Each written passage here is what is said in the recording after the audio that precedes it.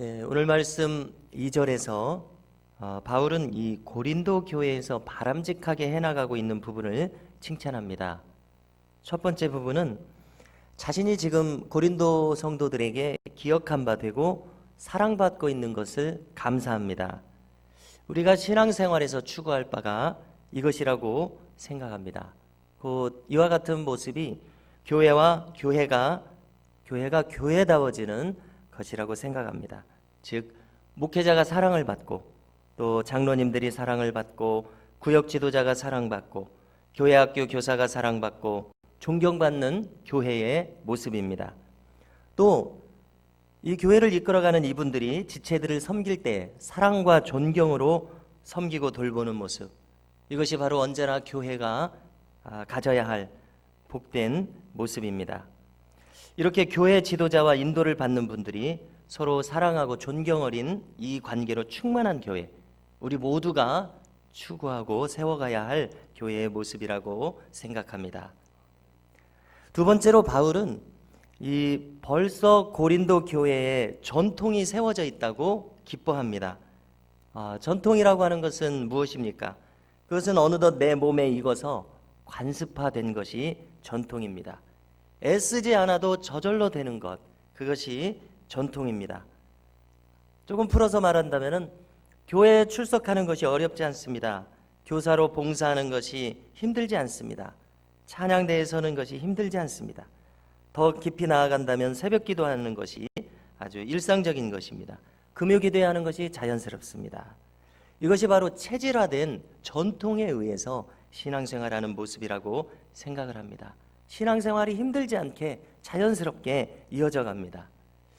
저 스스로의 경험을 한번 돌이켜 봤습니다. 아무 생각이 없이 중학교 시절을 보내고 있을 때 중학교 3학년이 되니까 우리 교회 집사님께서 교회학교 교사를 하라고 하십니다. 또 주일 찬양대를 서라고 합니다. 그냥 하라는 대로 했습니다. 그랬더니 순식간에 고등학교 3학년이 됩니다. 자, 학생이 주중에는 공부에 힘쓸지라도 이제 토요일이 되고 주일이 되면 의례 하루 종일 교회에서 생활을 하게 됩니다. 돌이켜보니까 저절로 이렇게 신앙의 전통이 체질화된 그런 과정을 겪었습니다. 자, 만약에 사람이 이렇게 신앙이 체질화된다면 교회 출석이 어려울 리가 없습니다. 그냥 저절로 신앙생활이 이루어지는 것입니다. 자, 이 교회 전통이라고 하는 측면에서 제가 최근에 가지게 된 생각을 한번 나눠보려고 합니다. 자, 그것은 무엇이냐면은 이 미국 교회 중에 교단 중에 이 모라비안 교회라고 하는 교단이 있습니다.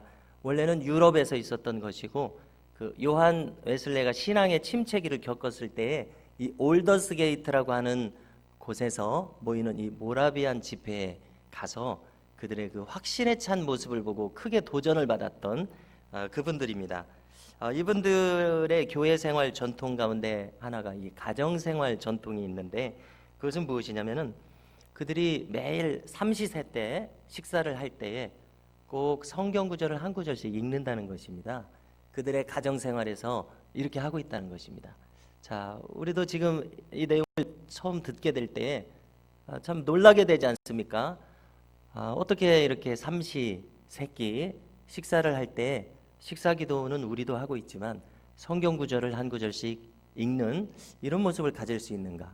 참 철저한 신앙의 모습이다, 이런 생각이 들지 않습니까? 우리는 평생에 그렇게 해볼 수 있을까 하는 이런 마음이 드는 내용입니다. 그래서 이제 저도 항상 우리가 신앙생활하면서 고민하는 것이 우리가 가정생활에서 신앙생활의 체계가 잡혀 있으면 좋겠는데 어떠한 모습으로 가정생활에 신앙의 체계를 잡을 것인가 하는 것이 우리가 늘 가지는 고민이라고 생각을 하는데요.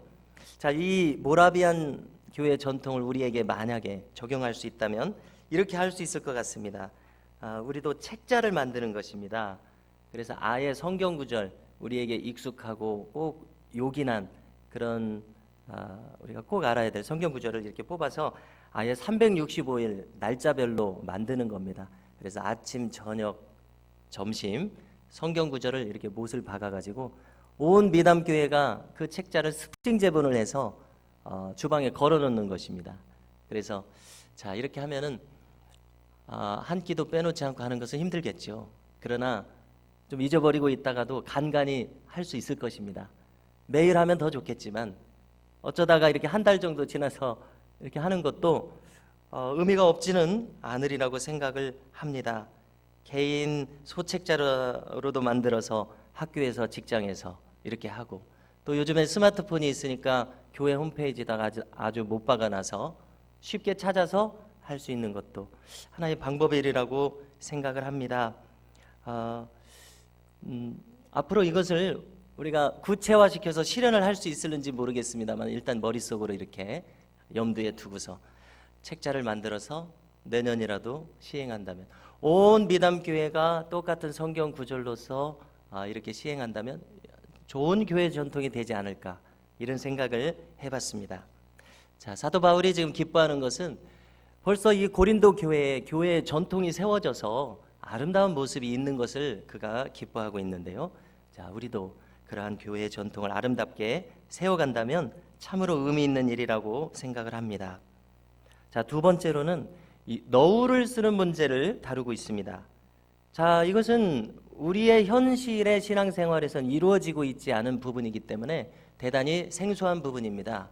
그래서 이 부분의 의미를 우리가 함께 나누는 것이 필요한데요. 이것은 당시에 이 사회 문화적인 상황과 전통을 이해하고서야 우리가 알 수 있는 내용입니다. 자, 먼저 이 너울을 쓰는 전통은 우리가 아시는 대로 가톨릭에서 여성 신자들이 쓰는 너울로 남아 있습니다. 우리가 그 당시의 사회 문화적 상황을 생각해 본다면 오늘날 사용하고 있는 그 너울은 약식 소형의 너울인 것을 알 수 있습니다.